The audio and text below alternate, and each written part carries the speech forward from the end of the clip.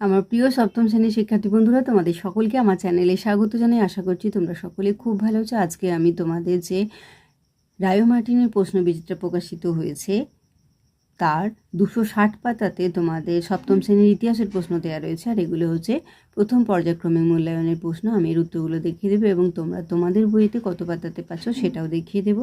ইতিমধ্যেই যারা চ্যানেলটিকে সাবস্ক্রাইব করে নিয়েছো তাদের সকলকে অসংখ্য ধন্যবাদ জানাই, আর যারা নতুন দেখছো তারাও চ্যানেলটিকে সাবস্ক্রাইব করে নিয়ে সাথে থেকো। চলো তাহলে শুরু করছি। দেখো, একের নিচের প্রশ্নগুলির নির্দেশ অনুসারে উত্তর দাও। একটা বাংলাদেশের চট্টগ্রামের উপকূল অঞ্চলের প্রাচীন যুগের নাম কি ছিল? হবে হরিকেল। 2 দেখো সঠিক উত্তরটি নির্বাচন করো। রাজা ভোজ ছিলেন, এটা হবে বিয়েটা গুর্জর প্রতিহার বংশের রাজা।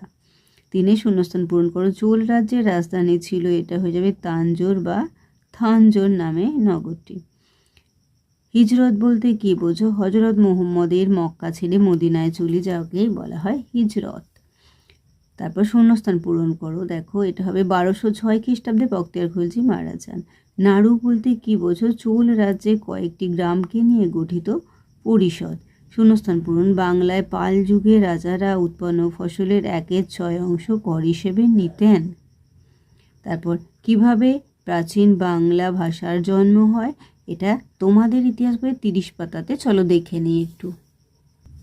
লিখবে আনুমানিক 800 থেকে 1100 খ্রিস্টাব্দের মধ্যে মাগধী অপভ্রংশ ভাষার গৌড়বঙ্গীয় রূপ থেকে ধীরে ধীরে প্রাচীন বাংলা ভাষার জন্ম হয়। পরেরটা, তন্ত্রযান বৌদ্ধ ধর্ম বলতে কি বোঝো? এটা 31 পাতাতে পাবে। লিখবে যে পাল যুগে মহাযান বৌদ্ধ ধর্মের সঙ্গে অন্যান্য দার্শনিক চিন্তাধারা মিলে গিয়ে বজ্রযান বা তন্ত্রযান বা তান্ত্রিক বৌদ্ধ ধর্মের জন্ম হয়েছিল। পরেরটা দেখো, বাংলায় কোন তুর্কি সেনাপতি মুসলিম শাসনের সূচনা করেন? এটা হবে মোহাম্মদ বখতিয়ার খলজি। 2 দাগে দেখো নিচের প্রশ্নগুলির উত্তর দাও। মাছন্যায় বলতে কি বোঝো? এটা পেয়ে যাবে 13 পাতাতে। তারপর আমি ছায়া প্রকাশনী থেকেও দেখিয়ে দেবো। এই যে মাছন্যায় দেখো তোমাদের বইয়ে 13 পাতাতে রয়েছে। এই যে ছায়া প্রকাশনীতে মাছন্যায়।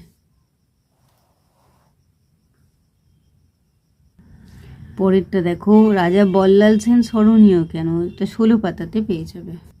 লিখবে যে শাসক বল্লাল সেন আনুমানিক 1159 থেকে 79 খ্রিস্টাব্দ পাল রাজা গোবিন্দ পালকে পরাস্ত করেছিলেন। এভাবে বল্লাল সেন পাল রাজত্বের উপর চূড়ান্ত আঘাত করেন। বল্লাল সেন সমাজ সংস্কার করে রক্ষণশীল গোড়া ব্রাহ্মণ্য আচার আচরণকে প্রতিষ্ঠা করেছিলেন, এই জন্যই তিনি স্মরণীয়।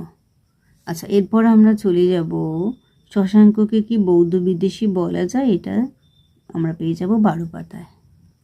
এটা তোমরা এই আর্য মঞ্জুষী শ্রী মূল কল্পনাম বৌদ্ধ গ্রন্থে এখান থেকে তোমরা এই যে এতটা লিখে দেবে যেতে পারে। পরের প্রশ্ন, ভারতে প্রথম মুসলিম আক্রমণকারী কে ছিলেন? কিভাবে নিজের অধিকার প্রতিষ্ঠা করেন? তিনি কিভাবে নিজের অধিকার প্রতিষ্ঠা করেন?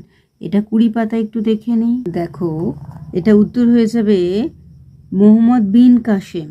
এই 712 থেকে এই দেয় পর্যন্ত এতটা উত্তর লিখবে।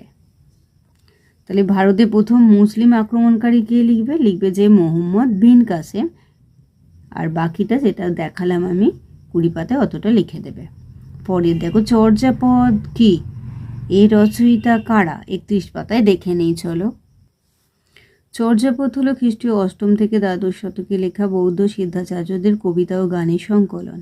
চর্যাপদে যে ভাষা রয়েছে তা হলো আদি বাংলা ভাষার নিদর্শন। আচার্য হরপ প্রসাদ শাস্ত্রী নেপাল থেকে এই চর্যাপদের পুঁথি উদ্ধার করেন।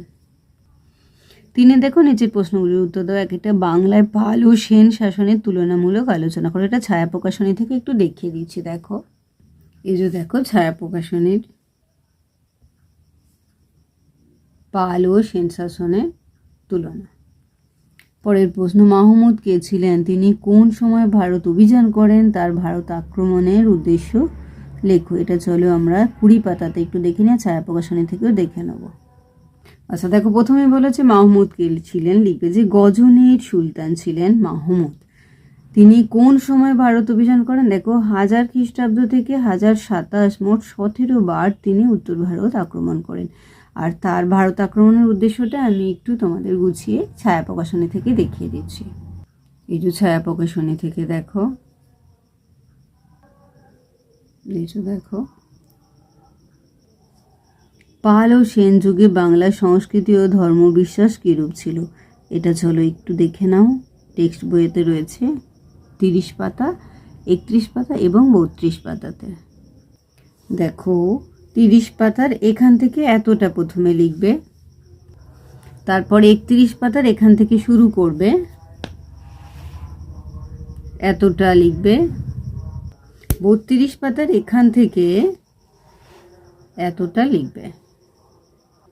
তাহলে আমার প্রিয় সপ্তম শ্রেণীর শিক্ষার্থী বন্ধুরা, আজকে তোমাদের আমি যে রায় মার্টিনের প্রশ্নবিচিত্র প্রকাশিত হয়েছে তার 260 পাতাতে যে 2 নম্বর স্কুল রয়েছে, সেখানে তোমাদের সপ্তম শ্রেণীর বন্ধুদের প্রথম পর্যায়ক্রমিক মূল্যায়নের ইতিহাসের প্রশ্ন দেওয়া রয়েছে। আমি তার উত্তরগুলো দেখছিলাম, আশা করছি সকলেই বুঝতে পেরেছো। ভিডিওটি দেখার জন্য তোমাদের সকলকে অসংখ্য ধন্যবাদ জানাই। ভালো লাগলে লাইক করো, কমেন্ট করো, বন্ধুদের মধ্যে শেয়ার করো।